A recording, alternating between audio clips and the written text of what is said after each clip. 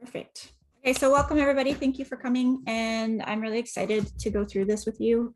The harvests are exciting.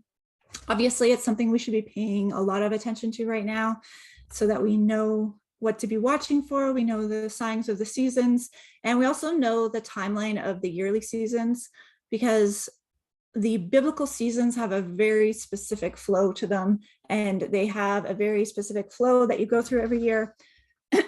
So especially in these times when we're waiting for different things to occur, different markers in time to occur, it's good to know what the seasons are, because you're going to be going through a process in your life during the season that it is. And I have done this so I've done all the feasts for seven or so years now. And every year there's similar struggles and themes and different things that come up. Now, obviously this year is more intense because of everything that's going on in the world. And so there's no better time to look at these scriptures and talk about the harvest. So I'm really excited about it. Okay. So the first thing I want to talk about with the harvest is Shavuot. And I know I think a few of us who have been here the last few weeks have gone through the Shavuot teachings, and we know what Shavuot is and Pentecost is and how you celebrate it. I just want to touch on that quick for everyone who's new. Shavuot, Pentecost are the same feast. The Shavuot version is that moment when the people got the Torah on Mount Sinai. They received the commandments, and when they received the commandments, it was like a wedding covenant ceremony at the base of Mount Sinai. Now that happened on the same timeline, the same days that the Christians now celebrate, the Messianic believers now celebrate Pentecost on. So you can see how this works, right? Father set up a timeline. He set up the way that things are going to flow and the way that things are going to work. And then he fulfills on that timeline. So that's why it is so important to know what the feasts are, to study the feasts, to keep the feasts, to remember the feasts. We don't keep the feast for salvation. We don't keep it. We keep it because it teaches us when to be watchful for what things. It teaches us to integrate God into every aspect of our life, to integrate his plan into every aspect of our life. So if you're keeping Sabbath, you're integrating him into every week, you're integrating him into your days. If you're keeping the feast days, you're integrating him into your seasonal schedule. So it makes it that you are thinking about him all the time, because you're always planning for the next feast, you're planning for the next Sabbath. It's a really beautiful thing. It's a blessing. So during the Feast of Pentecost, so it's called Pentecost because that's a Greek word, pente, and it means 50. So after Passover, people are commanded to count the Omer. So they count the Omer after Passover for 50 days, okay? We're not going to get too deep into that. There's other lessons on that have already got posted. So when they hit that 50-day, that's the Shavuot festival, that's the Pentecost festival, and that's why it got named Pentecost, because Pente means 50, I believe, in Greek. It has some kind of connection with the Greek word for 50. So currently right now, we are on day 42 on my calendar that I keep for Shavuot, for the counting of Omer up to Shavuot. Shavuot is a very likely day for a rapture, if a rapture is going to occur. I'm still kind of wait and see on rapture doctrine. I do see some doctrine that makes sense for a rapture, and I feel like it could happen, but I don't think it's going to happen in the typical Christian way that we all kind of grew up on. So, but we're not talking about that tonight. We're talking about harvest night. So let's talk about harvest. During Shavuot, it's a wheat festival. So Passover is the barley festival. Shavuot is the first fruits of the wheat festival. Barley and wheat are planted in the winter months in Israel, and they come to bear fruit at different times. So the barley bears fruit in the early spring, which is why you have the Passover feast, and then the wheat bears fruit later on, and it's usually around early summer. So it's usually around June. This year, June 5th. I know some people are celebrating it a bit later, but we're going to stick to the June 5th calendar just for the simplicity of this class. So there's different harvest methods that were used in that time that are fascinating, and they're fascinating to talk about, especially if you're going to be looking at the scriptures, because a lot of these methods are used as language in the scriptures. So I'm going to share my screen with the people on the Zoom call and show you some different images, and we'll go through what these different images are.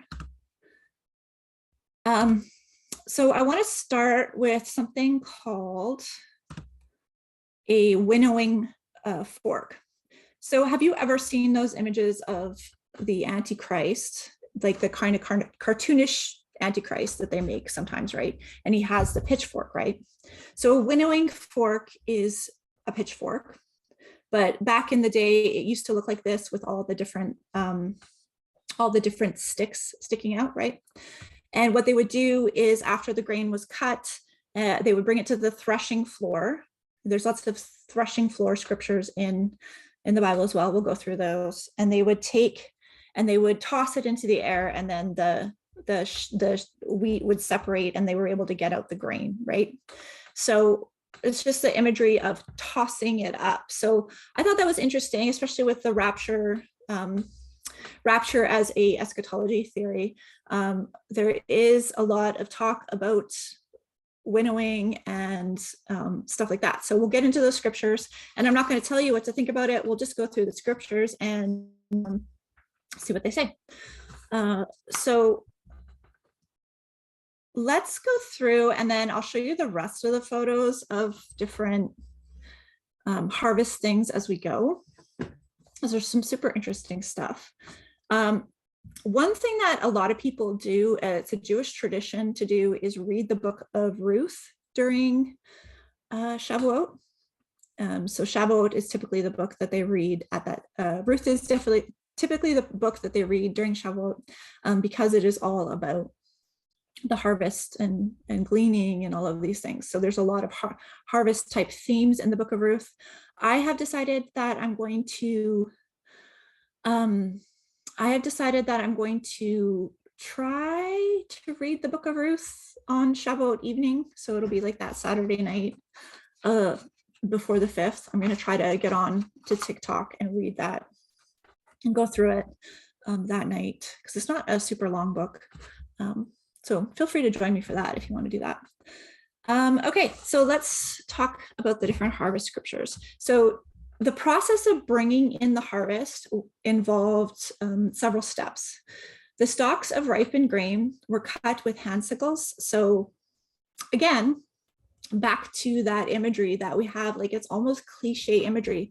And you might not have realized that it was all biblical imagery, but the sickle is that long, when you see death in movies and he's like in the costume and he's got the long thing with the hook, that's the sickle. So he would go through and he would chop down the stalks, right? So a lot of this imagery that has made it into mainstream culture and mainstream stuff is a very biblical harvest-based imagery, which makes sense because the whole entire world has been influenced by the Bible, obviously, and by harvesting, obviously. So they were laid on the ground, and then they would bundle them up and then tie them into sheaves so that they would dry without molding, so that they would be set up and they would just sit there and dry, so that they would do that without molding. So let's go through the scriptures that talk about this. We're going to start with, so a few of these are going to be talking about the Omar and the feast as well, but I'll try to keep it brief because I have a lot of scripture to go through tonight. Deuteronomy 16:9, you shall count 7 weeks, so that's the counting of the Omar, the 50 days, and bring to count the 7 weeks from a time that the sickle is first put to the standing grain. So that's talking about the sickle cutting down the standing grain. Deuteronomy 23:25. If you go into your neighbor's standing grain, you may pluck the ears with your hand, but you shall not put a sickle to your neighbor's grain. Jeremiah 50:16. Cut off from Babylon the sower, and the one who handles the sickle in the time of harvest. Because of the sword of the oppressor, everyone shall turn to his own people, and everyone shall flee to his own land. Joel 3:13. Put in the sickle, for the harvest is ripe. Go in, tread, for the winepress is full, the vats overflow, for the evil is great.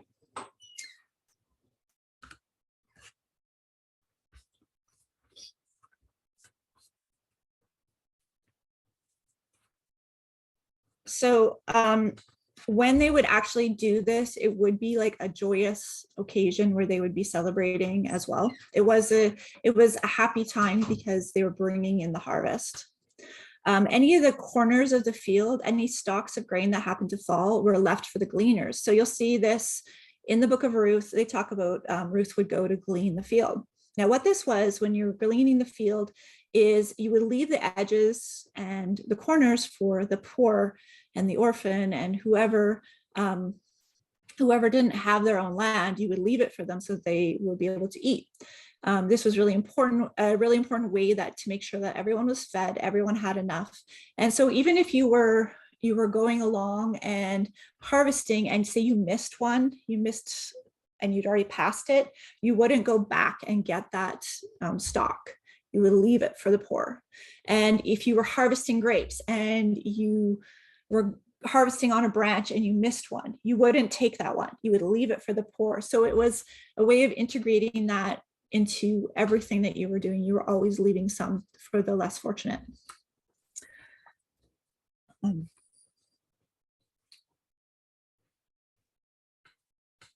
And sometimes they would leave it deliberately. So you would leave like a pile deliberately for the poor because you knew the gleaners were coming and you knew there was people to feed. So you would just leave some. And you'll see this illustrated obviously very well in the book of Ruth because he was leaving and bringing her extra grain and all of this to make sure that they were well fed. Moving on to the next scriptures. Let's go to Genesis 37:7. Move you guys. Behold, we are binding the sheaves in the fields. So that's them stalking them up. And behold, my sheaf arose and stood upright. And behold, your sheaves gathered around it. And I bowed my head to that sheaf. So that's from obviously the story of Joseph. Job 24:10. They go about naked without clothing. Hungry, they carry the sheaves. Psalm 126:6. He goes out weeping, bearing the seed for sowing.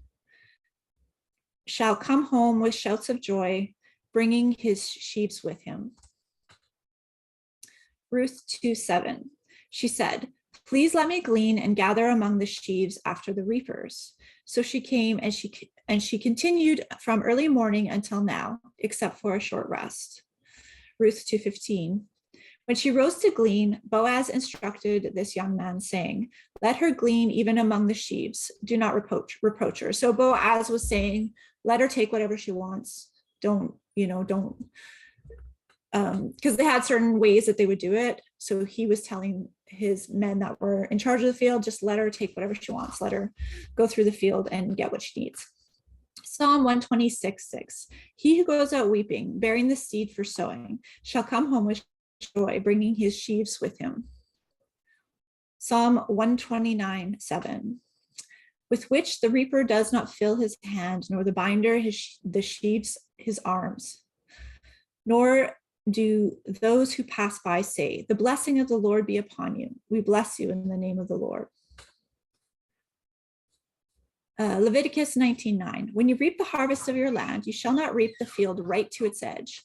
Neither shall you gather the gleanings after your harvest, and you shall not strip your vineyard bare. Neither shall you gather the fallen grapes of your vineyard. You shall leave them for the poor and the sojourner. I am the Lord your God. So the sojourner, for people who don't know what a sojourner is, that would be like a traveler, somebody who's coming through the land. So they would be even feeding those who were just passing through. Leviticus 23:22. When you reap the harvest of your land, you shall not reap your field right up to its edge, nor shall you gather the gleanings after your harvest. You shall leave them for the poor and for the sojourner. I am Yehovah, your Elohim. Deuteronomy 24:19. When you reap the harvest of your field and you forget a sheaf in the field, you do not go back and get it. It will be for the sojourner, the fatherless, the widow, and that Jehovah your Elohim may bless all the work of your hands. So they would just leave it behind in the field. Ruth 2:7, she said, please let me glean and gather among the sheaves after the reapers. So the reapers are obviously the people that are cutting down the big stalks. So that's interesting. Think about that in kind of an end times vision, right? Like gathering among the reapers. It's kind of a dark thing, but you know, if you're coming into the end times and people are going through so much, what better time to preach to them, right? So she came and she was continued, and she came and she continued from early morning until now, except for a short rest. Ruth 2:15.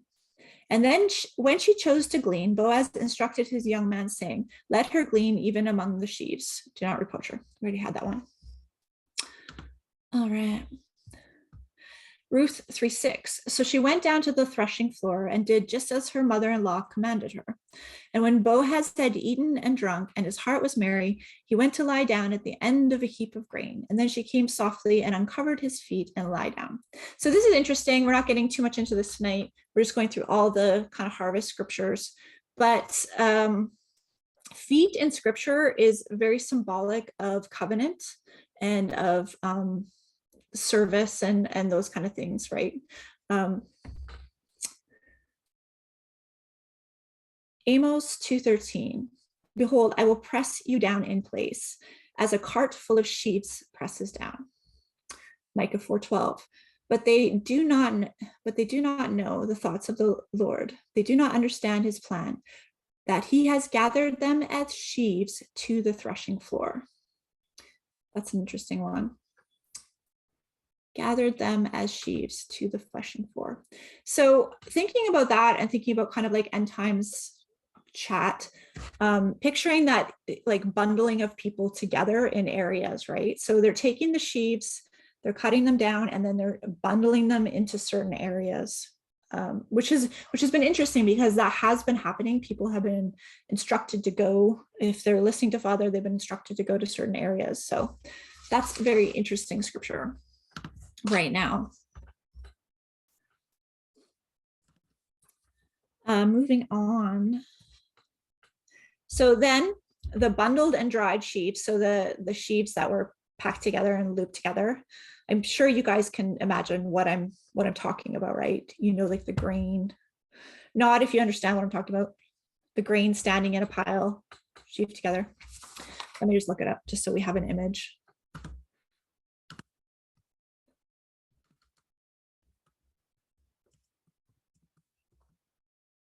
Is it she?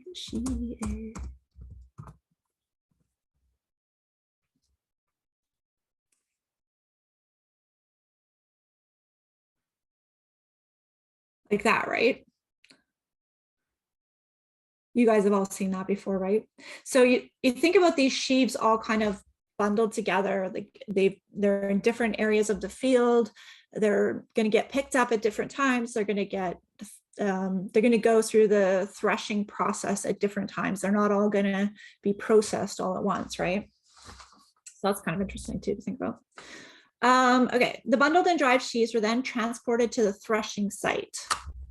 The threshing floor was a flat, elevated area with a smooth surface, usually on a hilltop, where the afternoon winds would help with the winnowing process. So we talked about the winnowing process that was back with that winnowing pitchfork idea. So I'll just read a few of those scriptures just so you know where that is in the scriptures. So Deuteronomy 25:4, you shall not muzzle an ox when it's treading up the grain. So they would have the ox on top of the grain, on top of a thing called a tribulum. Yeah, so I learned this recently and it is so interesting. There's a tool called a tribulum. So if you're ever trying to figure out where tribulation, where that word came from, it's from the old ancient tool that they used to use called a tribulum. And I'm going to show you some pictures of that in just a second. Let's just go through the scriptures first. Ephraim, Hosea 10:11. Ephraim was a trained calf. Ephraim was a trained calf that loved to thresh, and I spared her fair neck. And I will put Ephraim to the yoke. Judah must plow. Judah must harrow for himself. That, you know, when you start thinking about all of this imagery, that type of verse makes a lot more sense. And it's very, very interesting. We could dig into this stuff all day. Isaiah 28:28. Does one crush grain for bread? No, he does not thresh it forever. When he drives his cartwheel over it, with his horses, he does not crush it. Deuteronomy 25:4. You shall, oh, we already did that one. Isaiah 28:27. Dill is not threshed with a threshing sledge. So that's the tribulum that I was talking about, the threshing sledge. Nor is a cartwheel rolled over cumin, but dill is beaten out with a stick and cumin with a rod.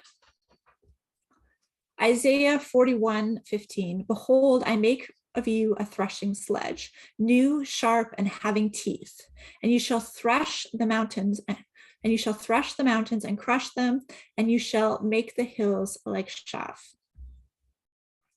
Amos 1:3. Thus says Jehovah, for 3 transgressions of Damascus, and for 4 I will not revoke the punishment, for they have threshed Gilad with threshing sledges of iron. 1 Corinthians 9:9. For it is written in the law of Moses, you shall not muzzle an ox when it treads out the grain. Is it for the oxen that God is concerned? So we won't get too much into that right now, but I want to show you these photos of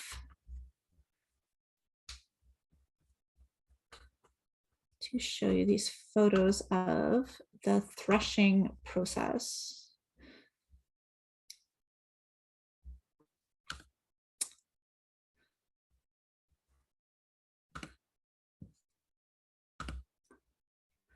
Okay, so if you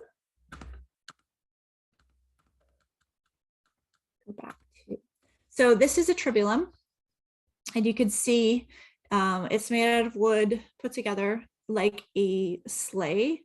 I'm from Canada. We have lots of these for riding down snowy hills.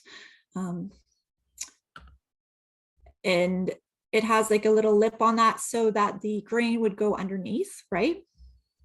And then on the other side, they would put all these hard rocks, iron, flints and iron underneath, and they would put that in the board to thresh the grain. So that's quite a violent visual. So there's what it looks like when it's all said and done. And you can see he's sitting on it. He would have an ox and he would ride around on this, right? On top of the grain. So the threshing floor would be flat and have, it wouldn't have anything on it. It would be almost like concrete, but obviously they wouldn't have concrete back then, but they would have made a flat surface just by packing down whatever material they could. And then they would put the grain on top, and then they would drive this thing around on it. And so there's the ox there. And you can see all the grain. So she's riding on the sled down here, and she'll just ride around on that. These ox are yoked together. Obviously, you wouldn't want to have a bigger ox and a smaller ox, because then you would just go around in circles, or they would just pull each other unevenly. And they would just do this as long as it would take to thresh all of that up, right? Now, these are the different types of the things that would go on the board. Don't get into much of that. So here's some interesting, this is a seal from Turkey. And this was 4th millennium BC. And you can see they're sitting on the threshing or the tribulum, and then that you can see the ox, right? And then here are some tablets from the ancient city of Kish. And this is 3,350 BC. And you can see again, the little tribulums, really fascinating. And then this is just another image of what it would look like going through all that. And you can see, oh, I don't know, those must be fires. I guess they're not winnowing yet. And so they found these things that have actually been used for quite a while. There's a winnowing fork as well. And these are all winnowing forks, but you can see that this is obviously something that people did for a very, very long time. And even up to more modern times, like this is 1965. So it must have worked pretty good. Get the kids involved. Yeah, so, and they've actually been found all over the place. So very, very interesting. If you want to know where the word tribulation came from, now you know. The tribulum board. So the tribulum is a Latin word. I'm assuming that that came up later. I'm assuming that just get whoever came on to just mute, please. So see how they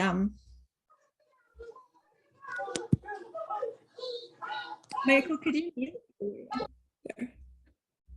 I can mute him. So you can see how sorry, so what was I talking about? Yeah, it's a Latin word. Tribulum is a Latin word. So it would have been something that came about later,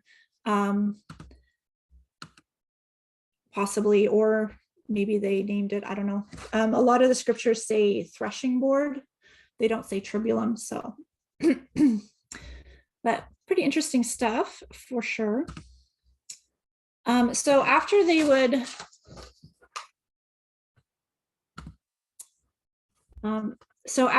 do that, the grain was then loosened to the straw. So the straw from the shaft was loosened and everything was kind of broken apart. And then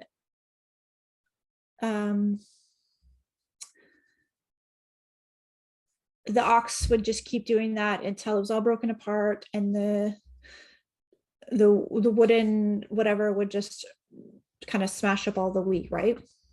And at this point, the process of winnowing would begin. So that they would throw the grain in the air. The grain was tossed in the air with the winnowing forks, and hopefully the wind cooperated by blowing off the chaff, while the heavier grain would fall to the ground, right? But in the absence of wind, the winnowing fans, they would have fans, and they had people fanning to create a breeze. The grain was gathered and then sifted to remove any foreign debris like stones, dirt, particles of manure, anything that kind of got into the grain. Imagine if you're driving an ox around, you're going to get manure in the grain. So that's an interesting thing to think about. Then the clean grain was bagged and transported for either storage in a silo or to the market for sale. The chaff was at that point burned in bonfires, and the community celebrated with singing, dancing, and feasting. So what's interesting to note, especially for those people who are interested in rapture theology, which I don't have like a firm stance on any rapture stuff, because I feel like we'll see what happens when it happens. You should always be prepared. Either way, like you should be prepared. You should be paying attention. And if there is one, great. And if there isn't, great. I don't like to ever tell people what's going to happen next, because I don't feel like that's appropriate. Like we should always be preparing and ready to adapt, overcome and adapt. And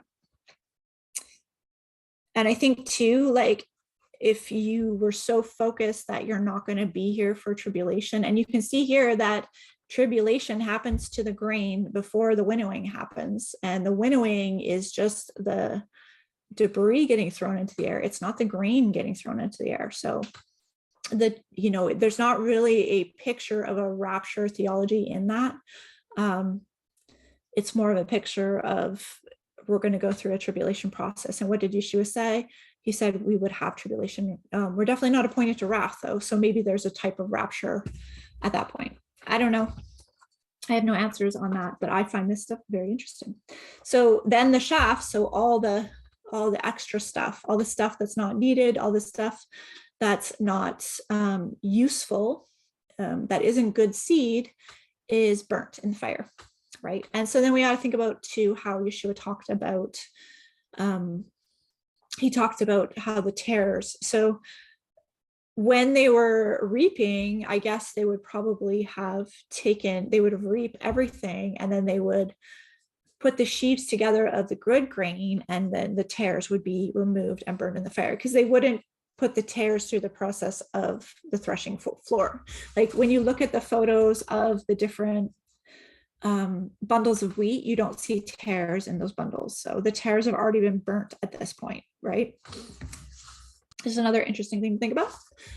There's a few kind of end times verses, Revelation type verses that I just want to go through. Let's see. In the Bible, harvest and threshing floor are often used as symbols of divine judgment. The altar David built for Jehovah was later the site of Jerusalem temple, where Jehovah sifted the souls of the just from the wicked, was formerly the site of a threshing floor. So that's 2 Samuel 2:14.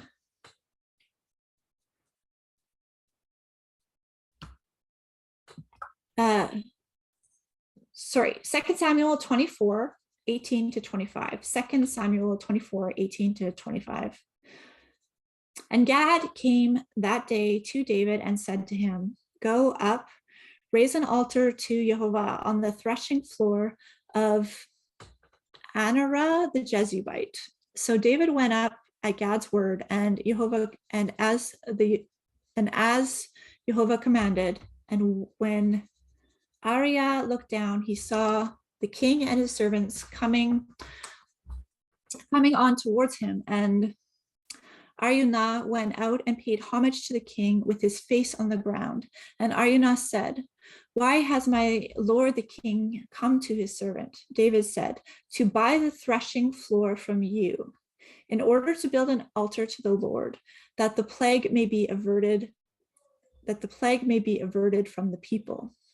Then Araunah said to David, "Let my lord the king take and offer up what seems good to him. Here are the oxen for the burnt offering, and the threshing sledges, and the yokes of the oxen for the wood. All this, O king, Araunah gives to the king." And Araunah said to the king, "May the Lord your God accept you." But the king said to Araunah, I don't know if I'm saying that right. "No, but I will buy it from you for a price. I will not offer the burnt offerings to the Lord my God that costs me nothing." So David bought the threshing floor and the oxen for 50 shekels of silver. And David built an altar to Jehovah and offered burnt offerings and peace offerings. So the Lord responded to the plea for the land, and the plague was averted from Israel.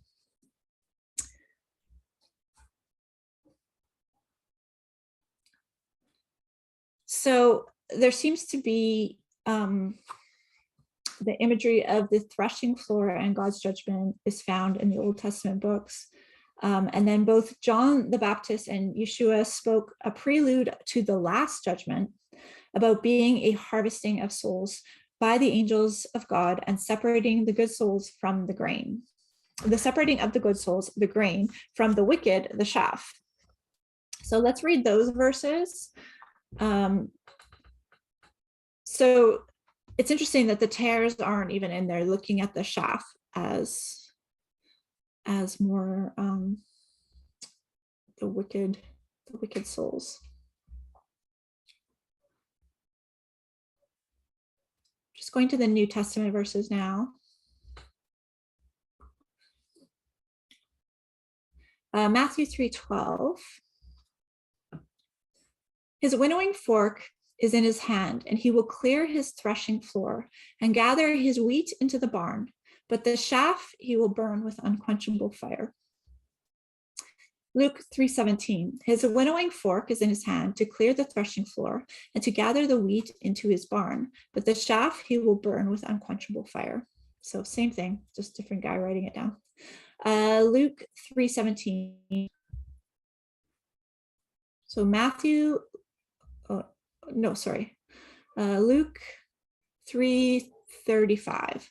Behold, your house is forsaken, and I tell you, you will not see me until that day. Blessed is he who comes in the name of the Lord. John 4:35. Do you not say there are yet 4 months when then comes the harvest? Look, I tell you, lift up your eyes and see that the fields are white for harvest. Already the one who reaps is receiving wages and gathering fruit for eternal life, so that the sower and the reaper may rejoice together. I like this verse because it's the idea of we're the sowers, because we sow the seed that we don't harvest, and then he's the reaper. Revelation 14:14. Then I looked, and behold, a white cloud, and seated on the white cloud was like a son of man, with a golden crown on his head and a sharp sickle in his hand. And another angel came out of the temple, calling in a loud voice to him that sat on the cloud, put in your sickle and reap, for the hour to reap has come, for the harvest of the earth is fully ripe. So he who sat on the cloud swung his sickle across the earth, and the earth was reaped. Revelation 14:17. Then another, okay, wait, I'm gonna stop here for a second, because Revelation 14:12 is one of my favorite verses. And it talks about, these are the testimonies of the endurance of the saints is those who have the testimony of Yeshua and the commandments of God, okay? And then right after this, Revelation 14:14, you have the vision of him reaping the earth, right? So the people who are having the endurance are still there before the harvest is ripe and before he fully reaps the earth. So that's interesting. Revelation 14:17. Then another angel came out of the temple in heaven, and he too had a sharp sickle. And another angel came out of the altar, and the angel who has authority over the fire, he was called with a loud voice to the one who had the sharp sickle. Put your sickle and gather the clusters of the vine of the earth, for its grapes are ripe. So the angel swung his sickle across the earth and gathered the grape harvest of the earth and threw it into the great winepress of the wrath of God. So you can see how the harvest of the winepress, the grape harvest, comes after the grain harvest. And this works out in the harvest seasons as well. And we'll go through that shortly here. And the winepress was trodden outside the city, and the blood flowed from the winepress as high as the horse's bridle for 1,600 strata. I was in a Bible study once, and we figured out, like, we did all the math on what 1,600 strata was, and it was a lot. It's just, I can't remember what it was exactly, but so let's look at the harvest seasons, because I know some of you are new at feast, but we know that Passover is a feast, barley harvest, right? Then we have the wheat harvest is Shavuot, and then we have the wine and the oil and the grape harvest, and they come in the fall. So what's interesting here is there is kind of a picture of, there is a possible rapture picture here of people leaving the wheat being processed in the summer.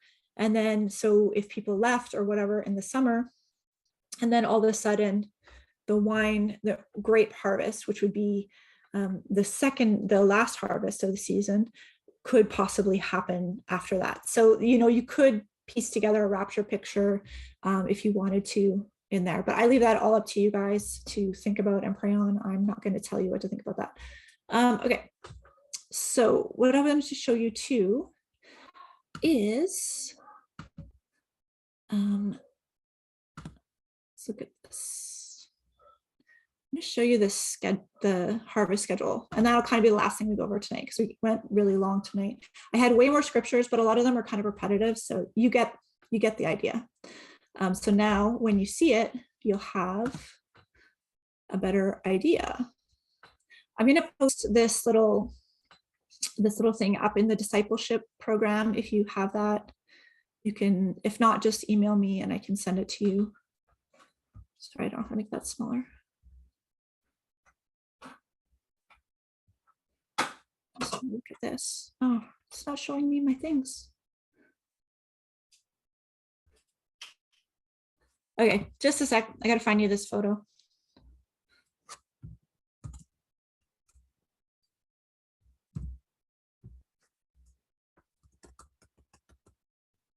Because I want to show you the schedule. Is that it?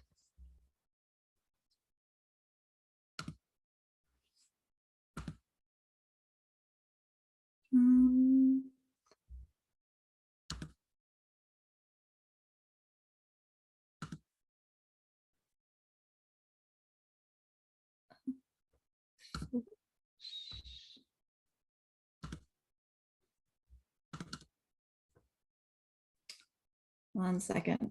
I had it already, but then it didn't work.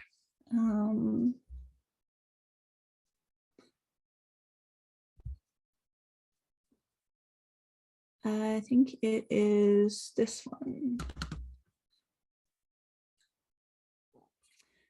Yes.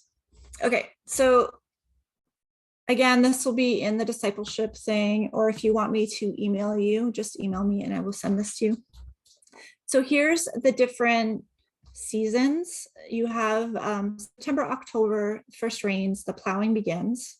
And of course, and this is the season, September, October is when we have the Feast of Sukkot. So that's also the season where the Feast of Sukkot is, which is the wedding feast, which is the harvest feast, which is a time of celebration. But that's also when the first rain starts and the plowing begins, and then they start planting October, November, Heshvan.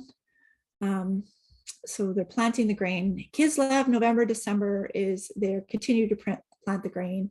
So from what I've researched is they would plant it kind of in cycles. So they would have different harvests at different times. So they would plant different fields at different times so that they have continual harvest in different months as the harvest season went on. And I would assume that they would do this because they didn't have, the storage procedures that we would have now today. So they wanted to kind of stretch it. That is my thought on it. I'm not sure exactly why they would do that. Or maybe it gave them more time to harvest each field rather than having to do them all at once, right? So could be lots of reasons why they did that, but I did find out that they would do the planting from September all the way till December, until the rains really, really started in December. So in December, January, you'd have a lot of rains in Israel. And then January, February, more rains, everything's growing. Adar, February, March, even more rain, And then this is interesting. It's when the almond blossom blooms is in the spring, and the almond branch blooms. And this is one thing I've noticed recently, and that's why I love talking about the harvest seasons and the different seasons, is I find that people are the same way. Like every spring, I will get a whole bunch of new people that are interested in learning about Passover, that have never heard about Passover, and now they're excited about Passover. And that's that almond branch blooming, right, in the spring. And then you have Abib, and of course the barley is Abib. Abib means ready, it's ripe, it's Abib. That's when the barley harvest begins. That's also Passover, March and April. And then the barley harvest is completed in April, May, and then you start the wheat harvest. And the wheat harvest begins May, June, and that's why we have Shavuot in May and June. And then the wheat harvest completes and you have figs starting to be harvested. Figs are also interesting. Fig trees send out two seasons of fruit. Fig trees send out fruit in the early spring, and then you get a later summer harvest of figs. So there's two different fig sproutings. So that's interesting when you're reading scriptures about the fig and the fig tree generation and all of that stuff. Remember that there's two different seasons for figs. And then July and August, you have the summer heat, and that's when the grape harvest begins. So if you're thinking of this with like an end times type thing, you want to be considering that the wheat harvest is a summer harvest. That's a June harvest that's coming up with Shavuot. And then the grape harvest will be in the fall. So for timeline things, for as far as how things might play out at some point in time, you'll want to remember those seasons. So it's not likely that you're going to see the wheat be fully harvested in December, because that wouldn't fit in line with Father's timeline, right? He gave us these different seasons so that we would know what season it is, and we would know, we would understand what to watch for, right? That's why he gave them to us in this way. And then the last one, Elul, is the date harvest and the summer fig harvest. Okay, so I guess the July, there's the fig harvest. So the figs start to produce in the spring, and then the first figs are in July, and then the second figs are in late summer. And the oil comes in around the grape harvest time as well. So all of that happens at the same time. The other interesting thing, the Essenes, who were responsible for keeping the Dead Sea Scrolls tucked away in those caves, they had an oil and wine harvest. And I haven't looked deeply into this yet, but they did have an oil and grape harvest festival. So they had another feast that they did. And I'll look into that. We'll talk more about it later, but for now, I think we've covered enough for tonight, and I'm going to stop the recording now. And if anybody has any questions or any like things they want to add or whatnot, but just to let you know, I am streaming live on TikTok. So if you do decide to talk, you'll be talking on TikTok as well. They can hear you, I'm pretty sure. Let me stop the recording.